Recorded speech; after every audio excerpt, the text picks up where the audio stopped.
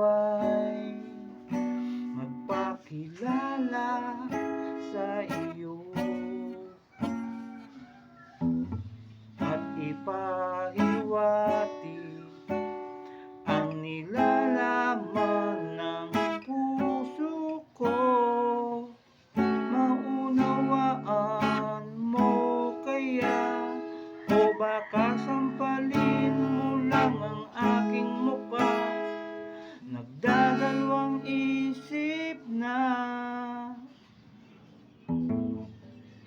wag na lang kaya.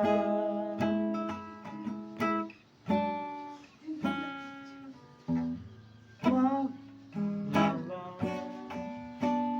kaya.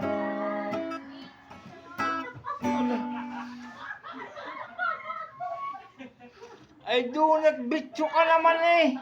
Wala stick. Tadaan ng donut bitcho. Nagre-record ako eh.